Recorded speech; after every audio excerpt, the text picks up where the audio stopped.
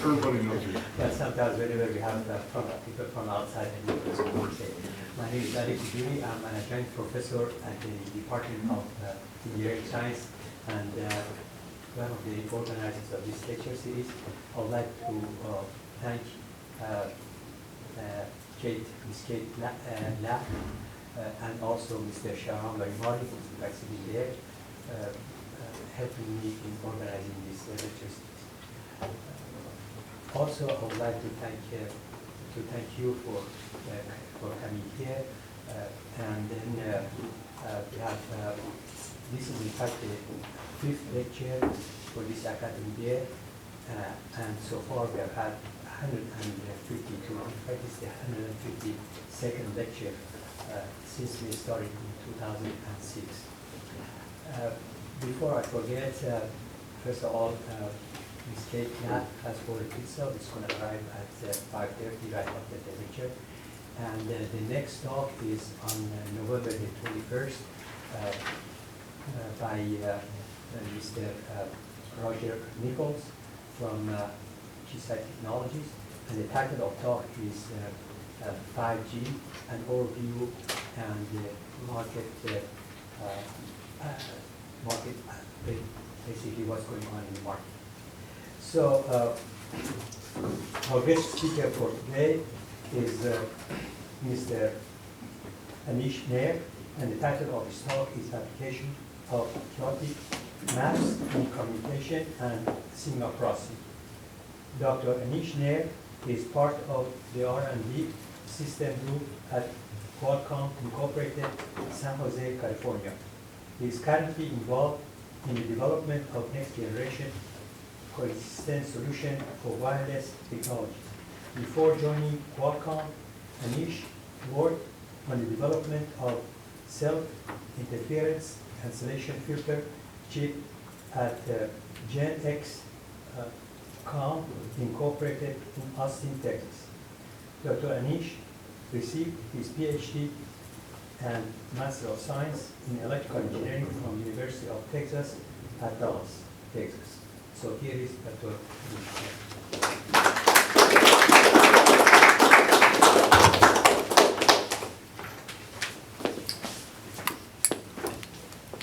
All right.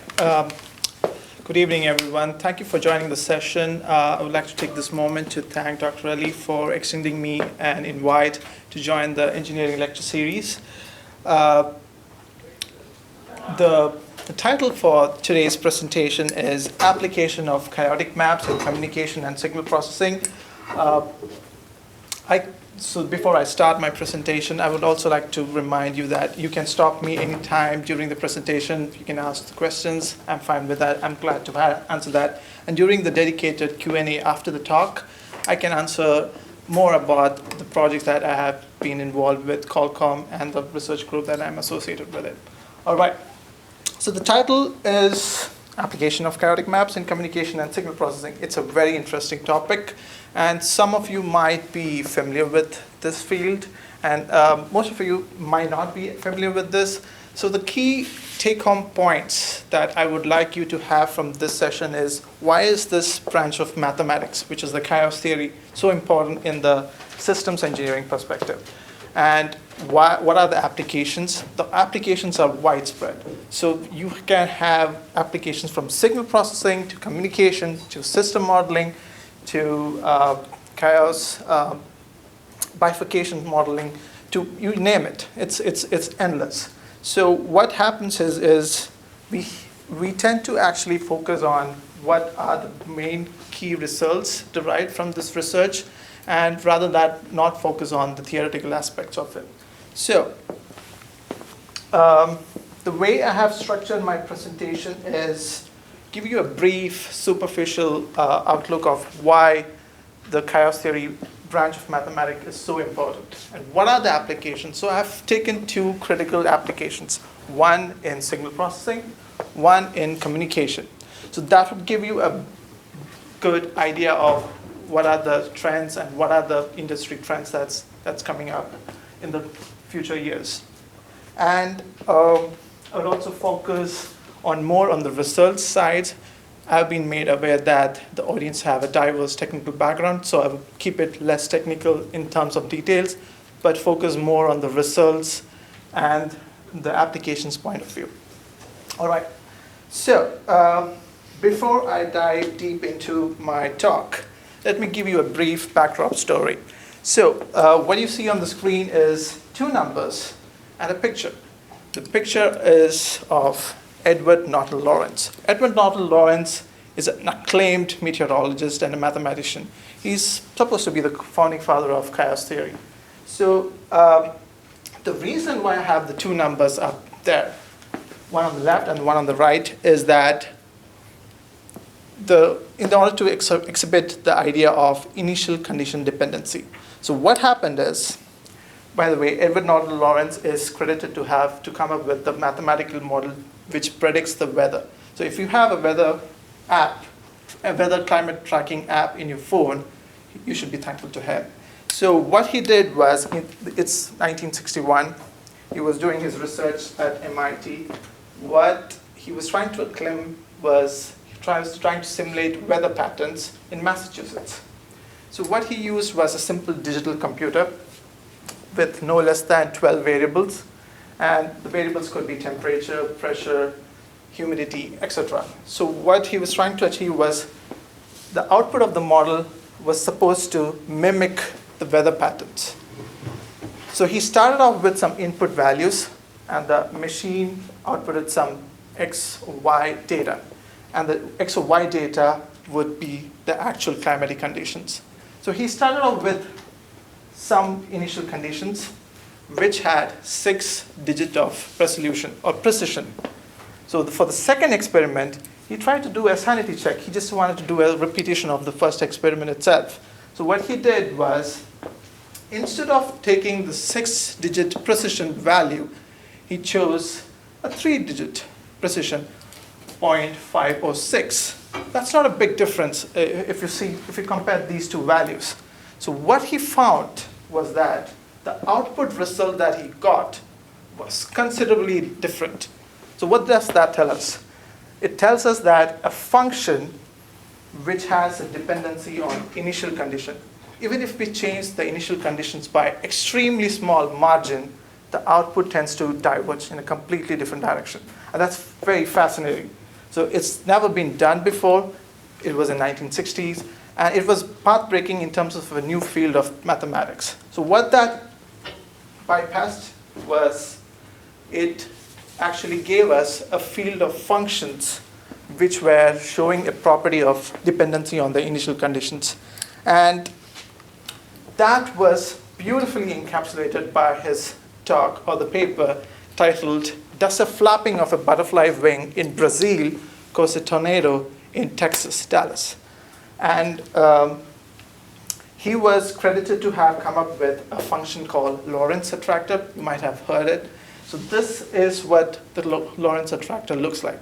So what it looks like is a butterfly. So what it tells us is that how a function develops over a period of time. Even if we change the conditions by an extremely small margin, the function totally changes its trajectory.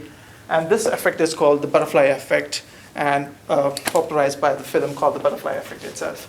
And I would also encourage you to read about the paper that he published on this very same topic, which actually gives us the idea of functions which exhibit this interesting property of initial condition dependency. Now, we have some functions which show really good, interesting properties. But the obvious question that comes to our mind is, what do we do with these functions? There's been a lot of research already done post-60s that they have characterized and formed a repository of functions which show these interesting properties. Now, what do we do with these functions?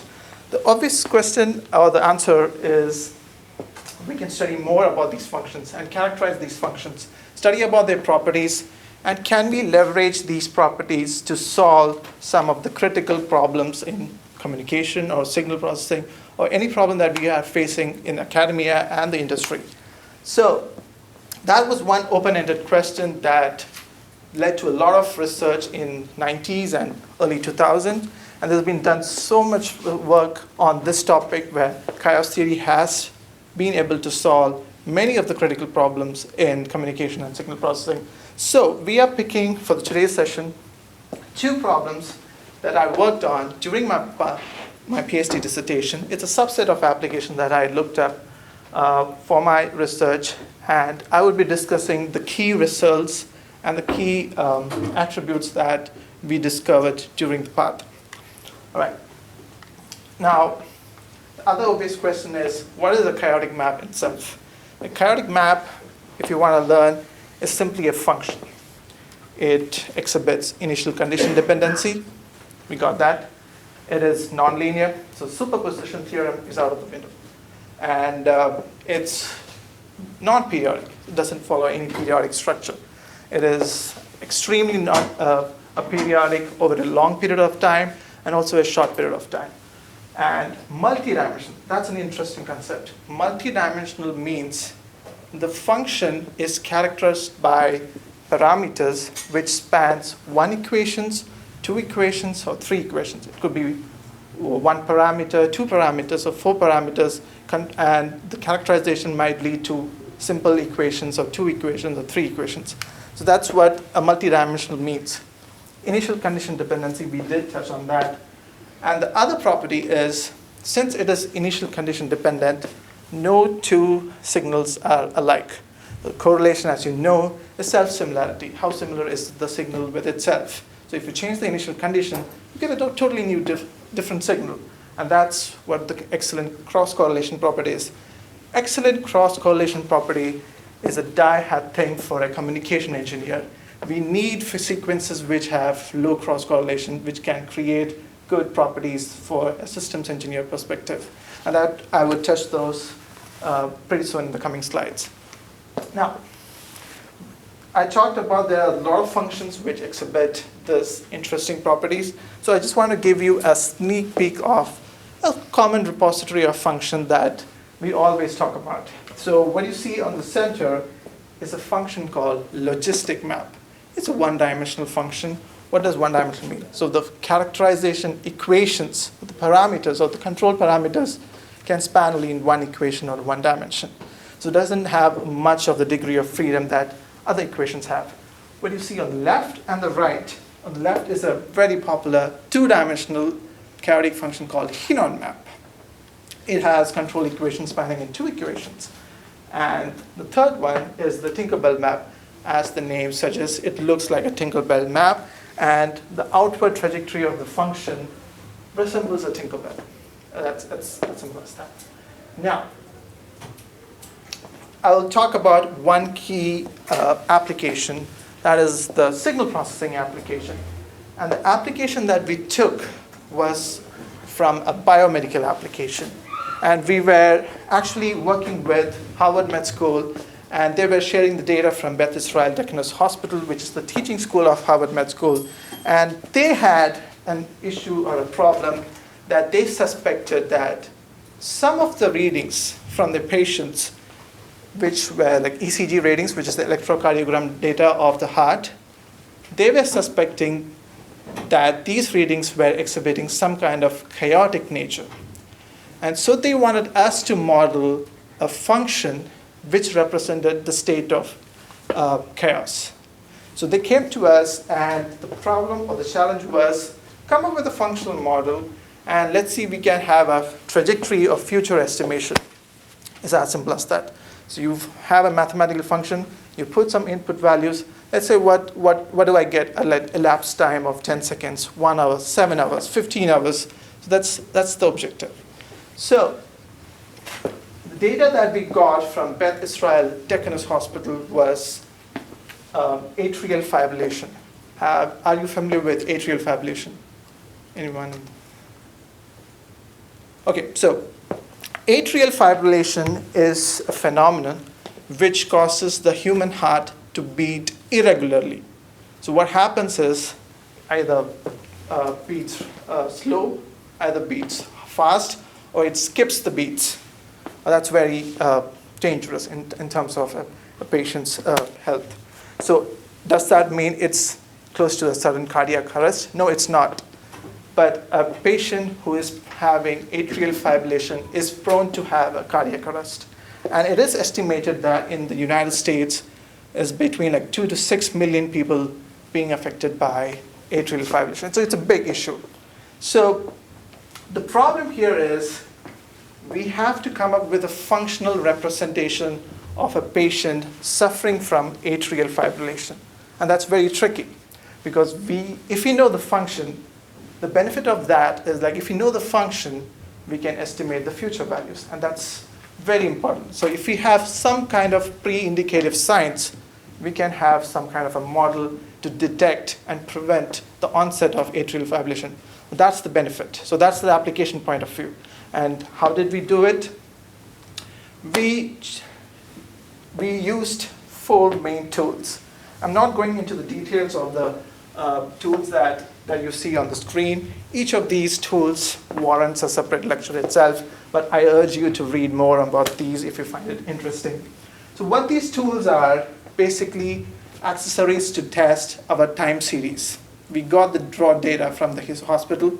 So what did we do? The first test we did was to test for some kind of chaotic nature, because Harvard Med School was thinking that it is having some kind of a chaotic nature, but it wasn't proven.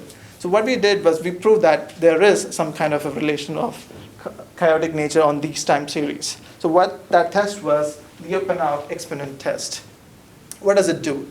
You give your time series and the output exponent, if the polarity of the exponent is positive, that means your time series is chaotic.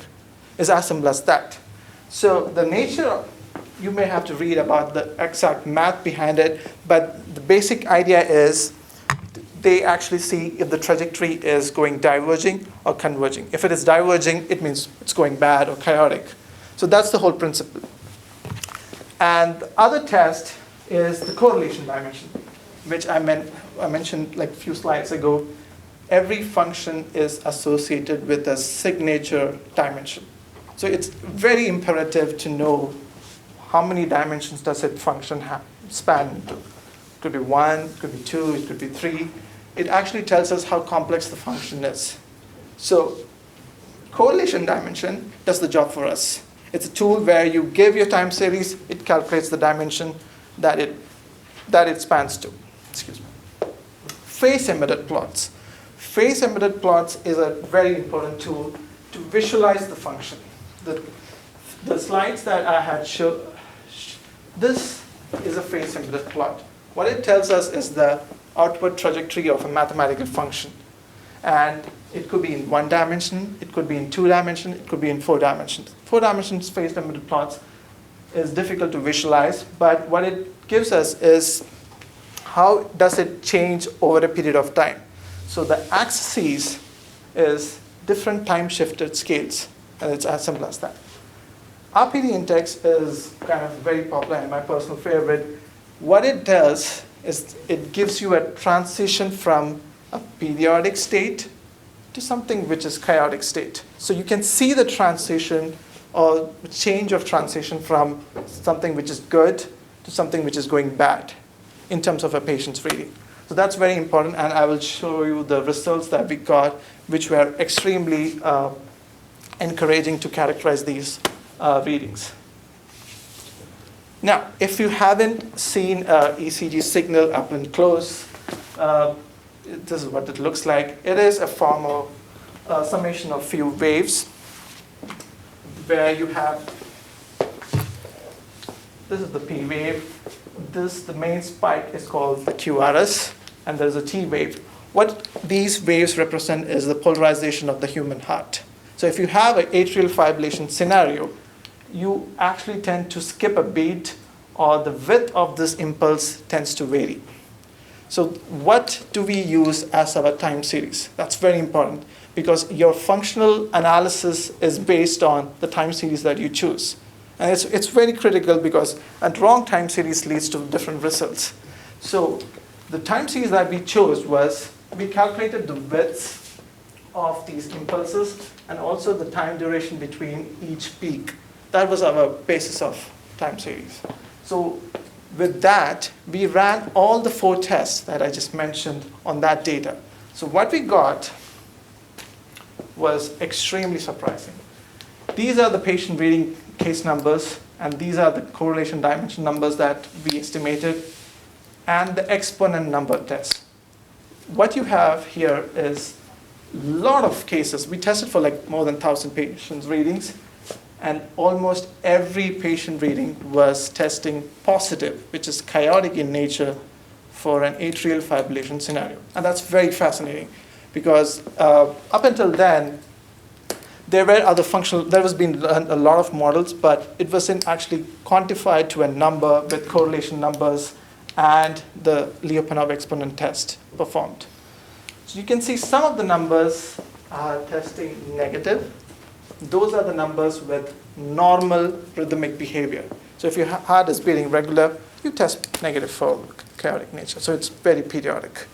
So that gives, and one more point. So the correlation dimension you can see has a range of values. Some are more than 1, some are less than 1. So that gives you how close are they in terms of 1 dimension or 2 dimensions or 3 dimensions.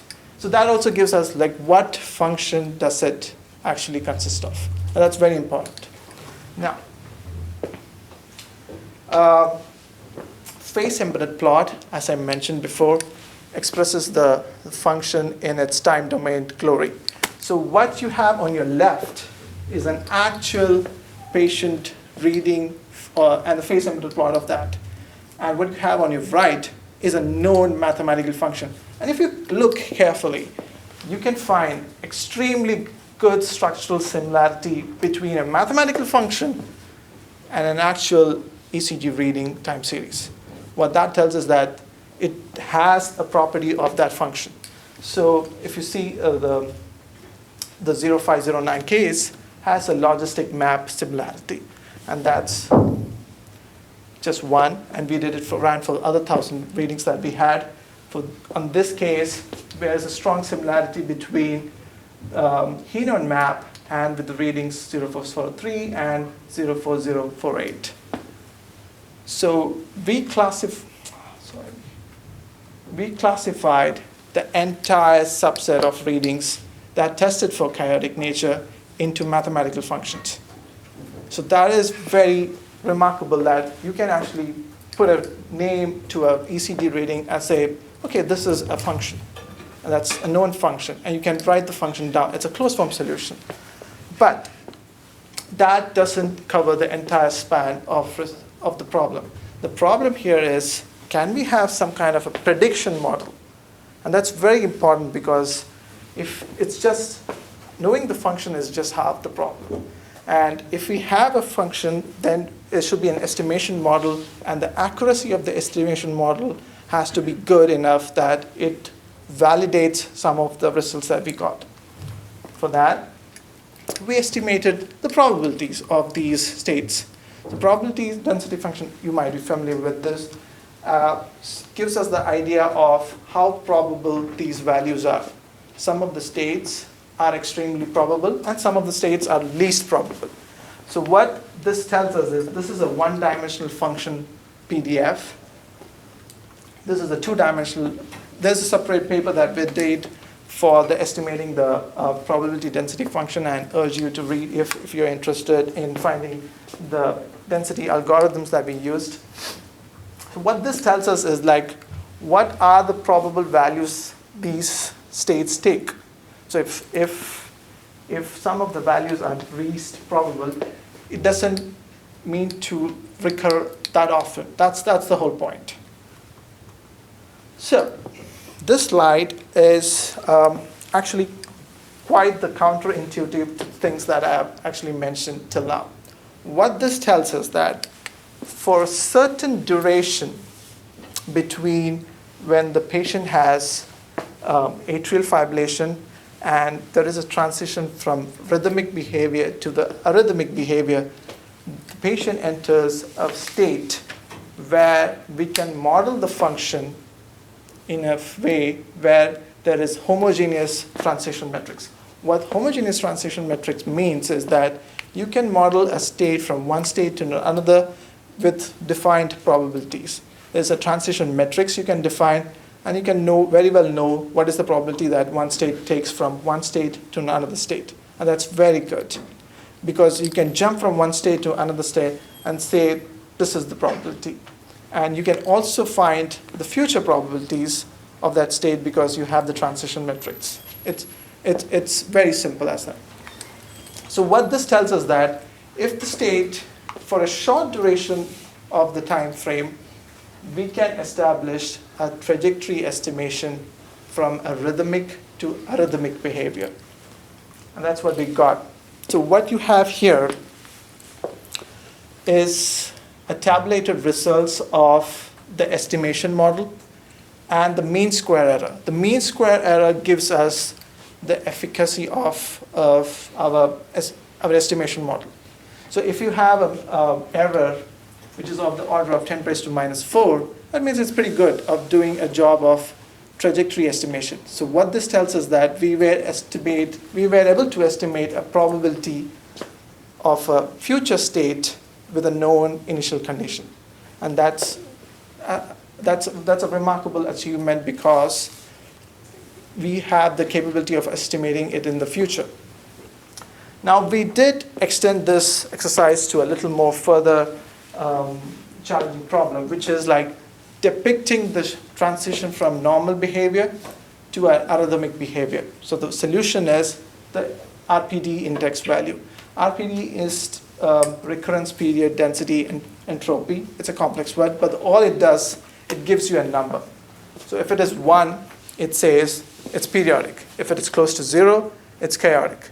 And it also tells us that you can actually visualize the transition.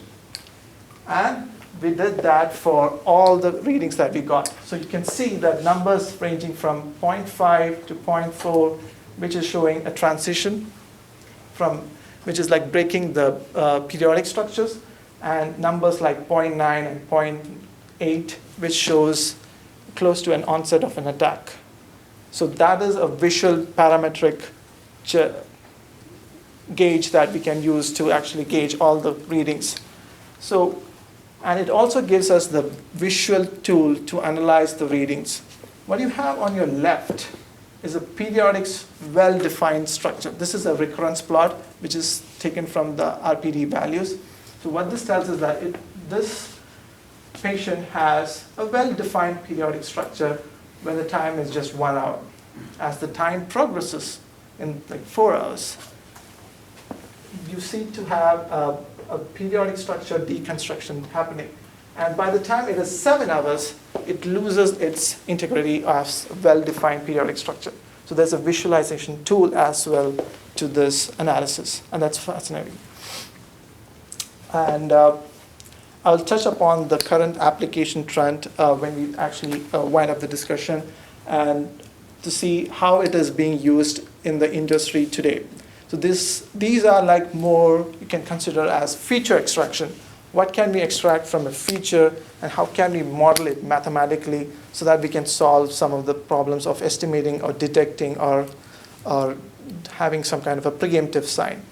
So that's one application that we focus on the signal processing aspect.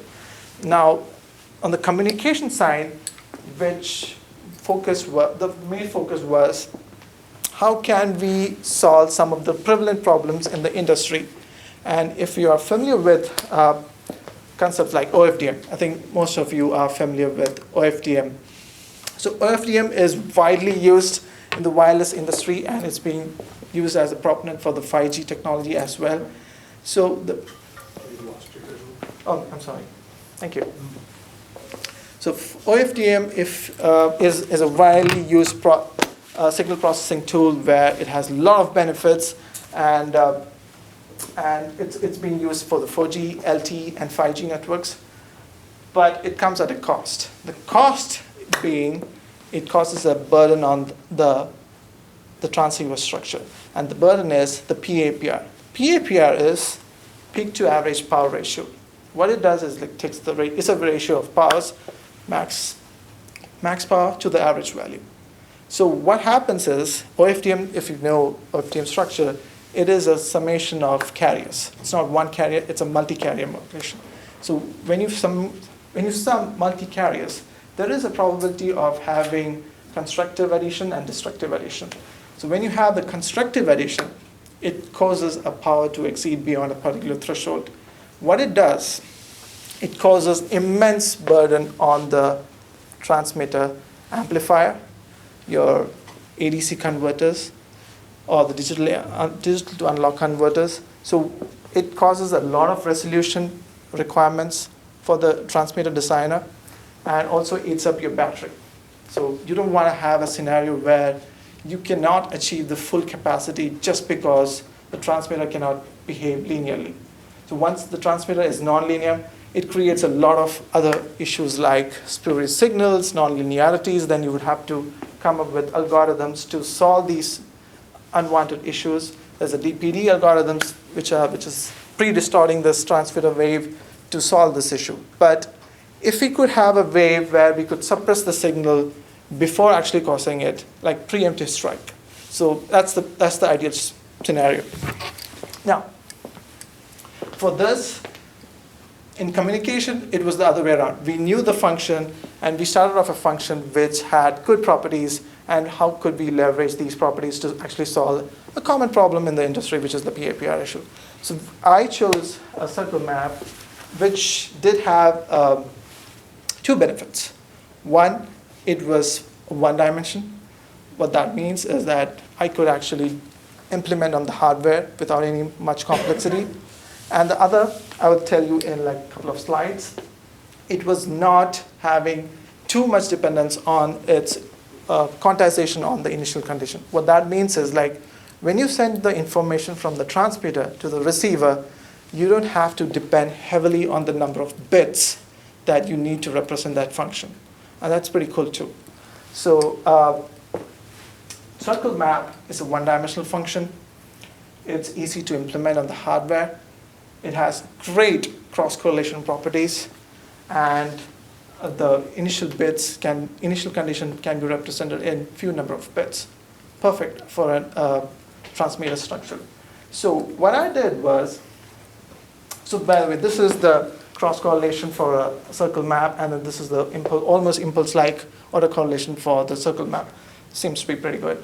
So what I came up with a structure which solved the issue of PAPR. The idea is to have some kind of a spectrum flavor. So what the idea is to spread your energy in a way that it doesn't cross a particular threshold. So it doesn't exceed a particular level. Your transmitter amplifiers are saved, your battery is saved. And there's been a lot of research on this topic, so it's not a new topic.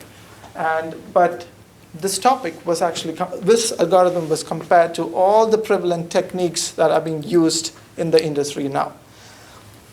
So if you're familiar with a transmitter structure, the novelty is to create new phase sequences which lower the PAPR.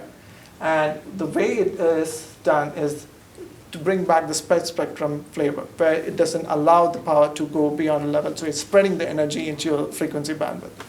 Now, and we are choosing a transmitter signal which is the least PAPR possible.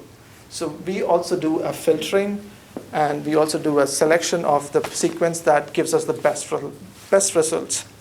But for every design or proposal that we do, it does come at a certain cost. And the cost is, does it affect the receiver performance? The receiver performance is the error capacity or bit error rate performance.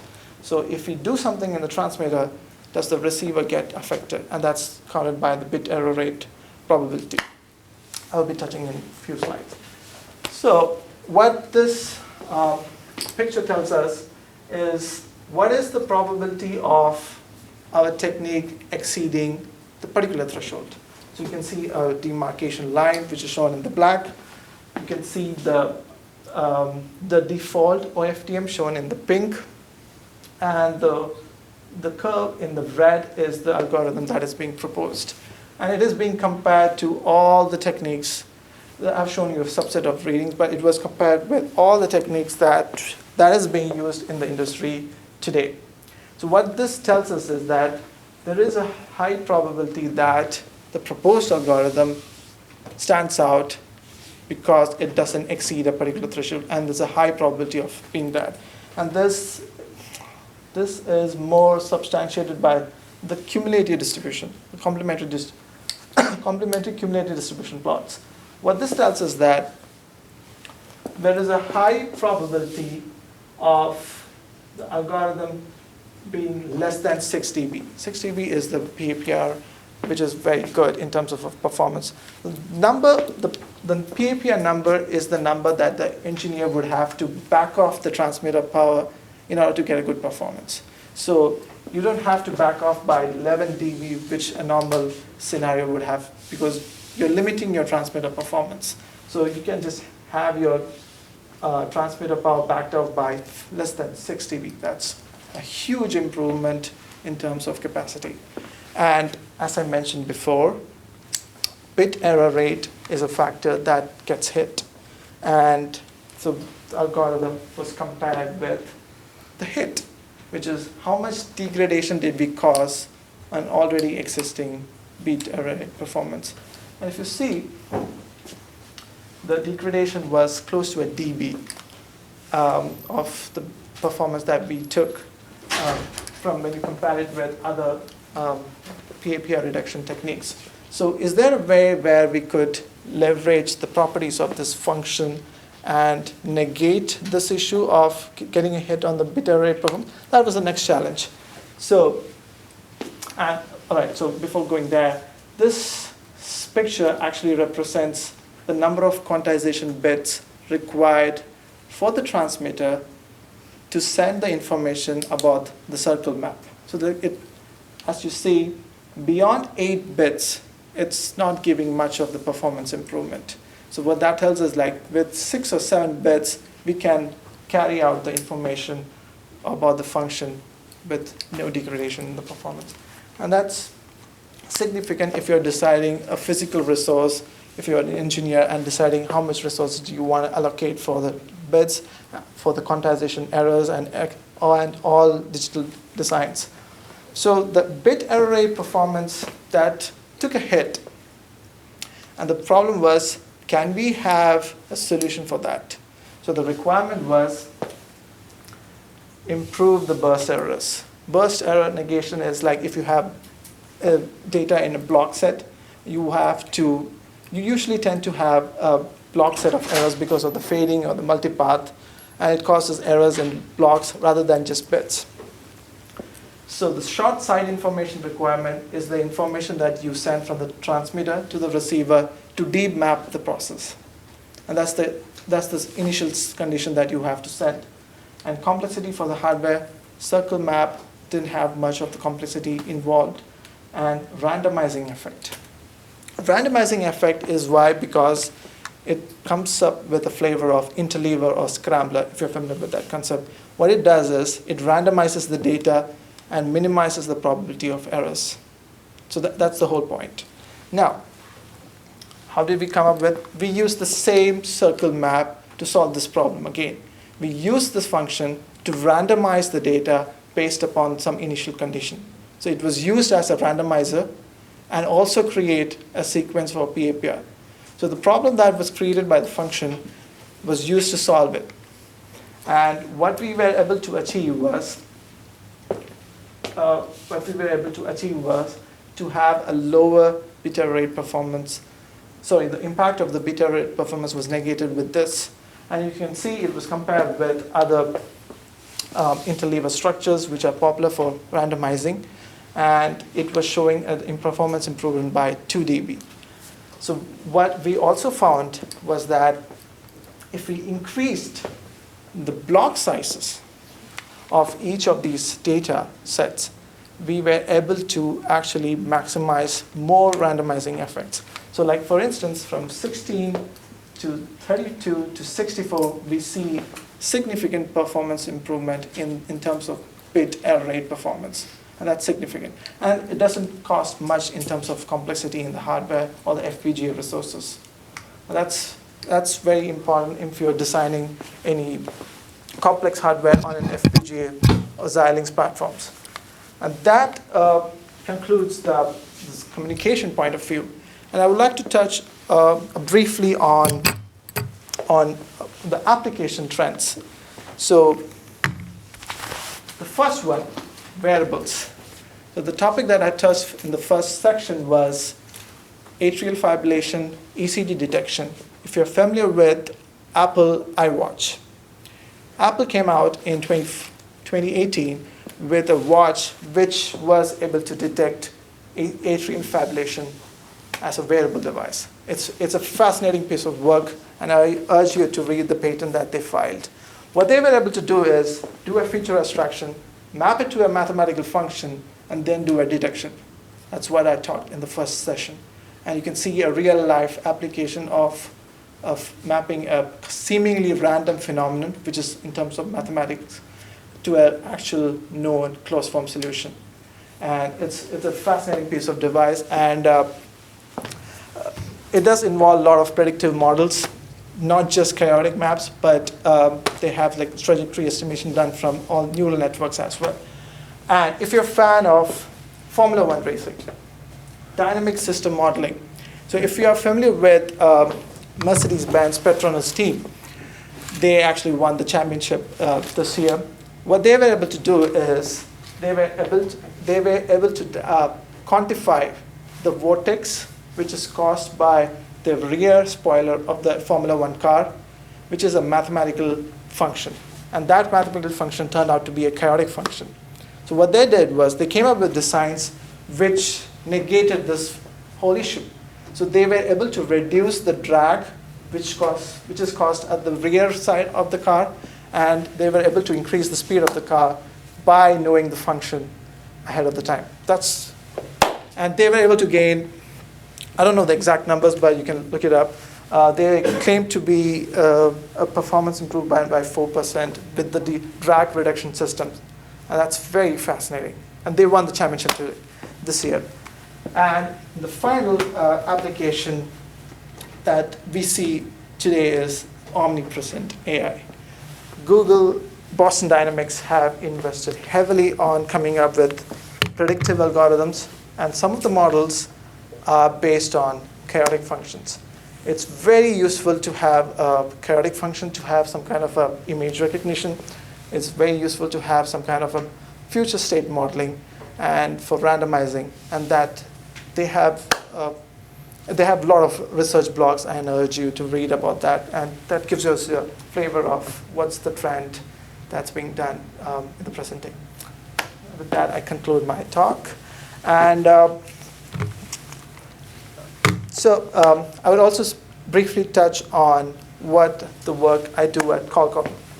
So as Dr. Ali mentioned, I am part of the systems development group at Qualcomm San Jose. What we primarily focus is come up with interesting solutions which solve the issue of wireless coexistence. What that does mean is, let's say you have 4 different technologies. It could be Bluetooth, Wi-Fi, 4G, 5G, all existing in the same platform, competing for the same antenna, competing for the same frequency spectrum. So what happens is one technology causes interference on the other technology, and you don't want that. Your performance is limited, your throughput is limited, just because you have an additional technology supporting in your device. So what we do is come up with interesting models which negate the issue of interference caused by yourself, which is the self-interference.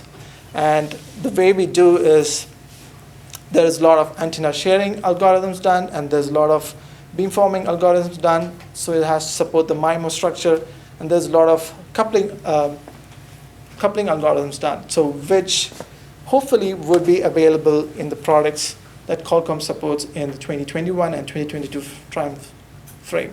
So that's the main work I am associated, and I'm open to questions for any members of the audience.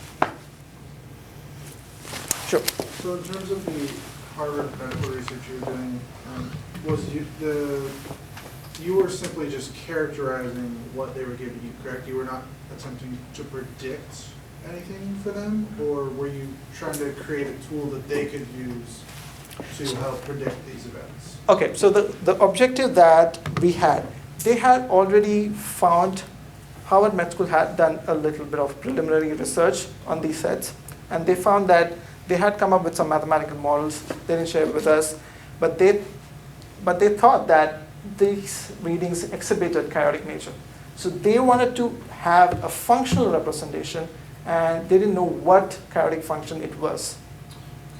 So they had some characterizing tool which qualified, yes, these show chaotic properties, but they didn't know what function was it, or what can we do with it, like in terms of future state modeling. And that's what I showed you. Like, Okay. yeah. So in probabilistic terms, they didn't have a model for that. Okay, so they were really just looking at data that they collected. They wanted to characterize it and see if they could do any sort of predictions on it. Exactly. Okay. Yeah. Yeah, try it. Basically, I would like to ask you a few of these questions. Sure, sure. Because it would be good for the students to know that. Okay, so I think one of the question is, Well, I can just read back. Sure, to the go on. program. Could you please tell us about your company and then the products? okay, Qualcomm is a fabulous means it doesn't have a fabrication side. It's a fabulous wireless company. So anything it has to do with wireless, Qualcomm does it. So it has a system or chip solution for Bluetooth, Wi-Fi, LTE, 5G, 4G. It has a solution for vehicle-to-vehicle communication. It has a solution for radar communication. So any system development that you can think about in wireless domain, Qualcomm has a product for that. So off late, there has been a lot of talk about the 5G deployments. Qualcomm just came up with the chipset this year for actual 5G transceiver, and which would hopefully come out with major OEMs or the mobile manufacturers in the next year or spring of next year. And if you're interested in, let's say, radar, or if you've seen your design projects in wireless radar, ultra wideband, then it's a lot of research is being done to come up with modules which would support ultra wide bandwidth. So have you heard about the Google Pixel 4, which came out this year? The interesting aspect about that was it was the first phone to have a radar chip on it. The project name was Project Soli. So what that does was it came up with an interesting gesture recognition on its phone. So for instance, if you have your hand around the phone and it unlocks the phone, it has to be. It's very cool. So what it creates is a hemisphere of radar, and all you have to do is enter the hemisphere. That's it. It doesn't require face recognition. It doesn't require fingerprint. It doesn't require all other issues which are popular in the cellular handsets. And the other aspect that I would like to touch about the products is Qualcomm has come up with system processors, which is like equivalent to Intel chips on connected devices, which could be laptops. And that's a new segment for Qualcomm. So if you are into computer engineering and you have a good flair of computer architecture and digital design, HCX chips, which came out this year, and it's going to be a big market starting next year, would be a suitable sector that you would have to target, because from this year, there's a whole segment called always-on laptops. What that means is like your laptops will be connected to the cellular network from now. It's not going to be completely Wi-Fi based. So it's going to be having a SIM card inside your laptop from next year.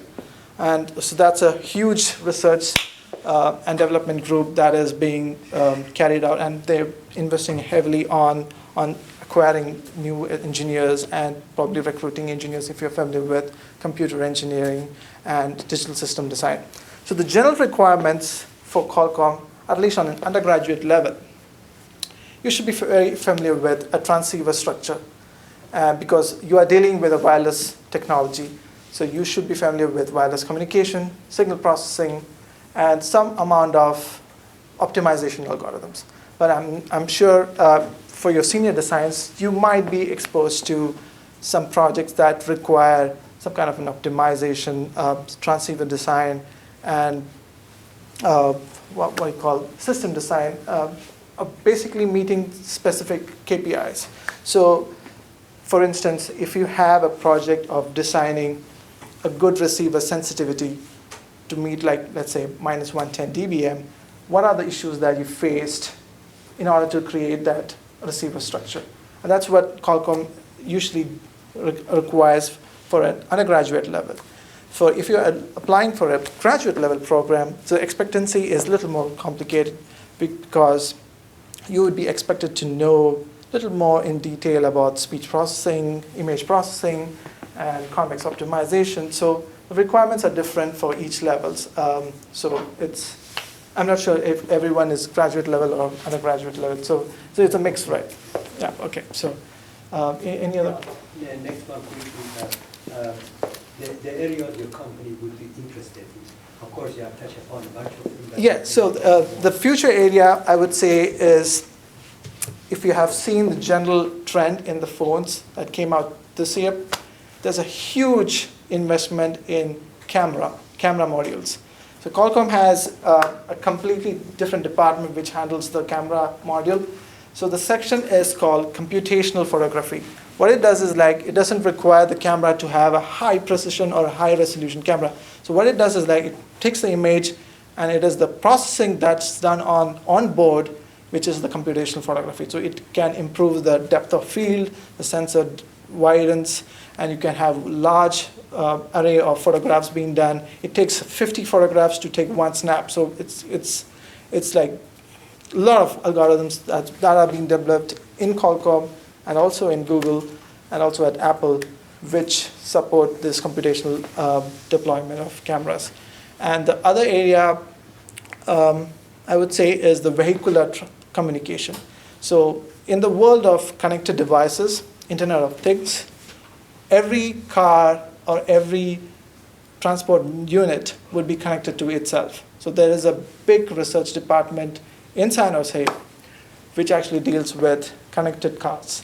So the speed of communication is not that fast, and it's a short-range communication, so it's called dedicated short-range communication. It's called DSRC, if you want to take a look up.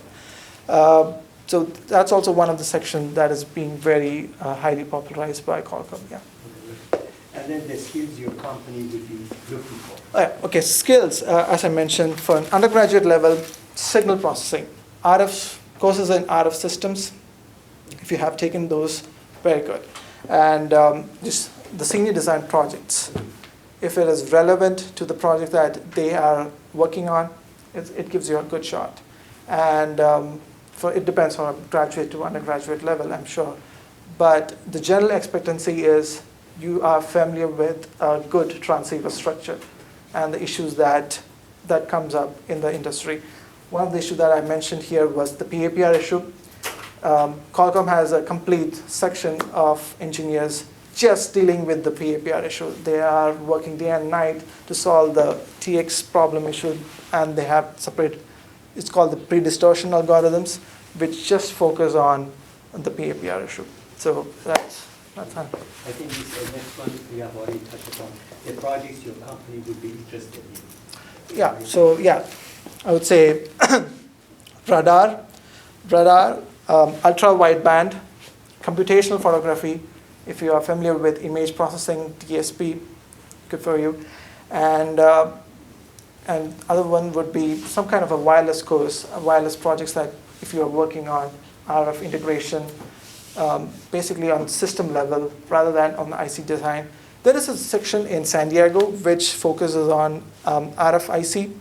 It's a small group, but it's basically mostly done in China. So in San Diego, we have an RFIC which have an in-house deployment for like all the chips that we need. So if you are into integrated circuits, then yeah, that would be one of the points of interest. Here, what a BSDD graduate needs to know to get a job? It's a tough one. I would say, from whatever I've seen so far, it's the senior design projects that sells most.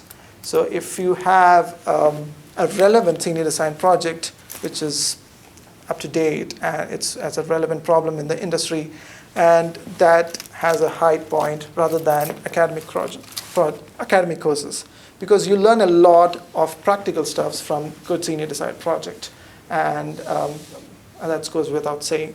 So there are some prerequisite courses which I had taught, like signal processing and wireless communication, but a real life project is regarded much more in high regard in terms of a hiring perspective. And then a question. Sure, go ahead, sir. Yeah, my question is with regard to secure communication. Okay. It would seem with a transmitter and a receiver that have the same chaotic function engine, and they agree upon the same seed number or initial condition, they should be able to achieve secure communication. That's right. Is that being done? Yeah, Okay, it's already been done. all right. So what they have used is like a lot of cryptography has been, cryptographic crypts been done on the single seed information that the chaotic function can be generated. So you can just vary your initial conditions and you get completely different signal Right. sets. And the receiver just has to know what function created that. So it's very How simple. long has that been used? Oh, it's been more than 6 or 7 years. Okay. Yeah, so it's been done. Yeah. Okay, it seems like a natural for sure. Yeah, yeah. So I would say the turning point in terms of usage of functions in the communication industry was early 2000s. So since then, there's been a lot of, the major problem is that there's only limited number of functions that exhibit these chaotic functions. So there's a real dearth of large repository. Even we call it large repository, but it's a limited pool of functions. And so the cryptography is kind of upper bounded by the number of functions that it can generate. So that's one of the disadvantages, I would say. Sure, go ahead. In regards to the cryptographic question, do you know if the you were just talking about is also being used on top of current methods of cryptography? So in terms of just disguising data or anything like that? Yeah, Or it is? yeah. So disguising is done in 2 levels. One is randomizing the data itself, and one is how the function was generated. So that's a seed of information. Okay. So it's like 2 levels. So, and there are some other options as well, but I'm not that familiar with the cryptographic analysis, but from what I know, it's done on like 2 levels, at least to start with. Sure. Yeah. When you're talking about the atrial Fibrillation. You did all of these study of chaotic studies and so on in time domain. How would you map into frequency domain if you wanted to do that? Yeah, so we did that. So we also did a spectral analysis of the readings that we had. So from what we got was, since these functions have more dynamical profile, it's very hard to capture in terms of the spectral analysis. So when you plot some kind of a contour plot of a frequencies, it wouldn't give you as good of as a gauge of transition. If you see the recurrence plot, I'm sorry. This is taken from a frequency domain perspective. So this defines a periodic perspective. For a spectral, for a periodic signal, it will be like an impulse. So if you plot it in terms of different time samples, it looks like a well-defined pattern. So as we progress in time, the spectral information gets disintegrated as it goes towards a chaotic nature. And this is a spectral perspective to it. Sure. Right. It's now 5:30. Oh, cool. I'd like to thank Dr. Nair for this very interesting and insightful talk. Really, I enjoyed it. I learned a lot. Oh, thank you. So let's give you a hand there.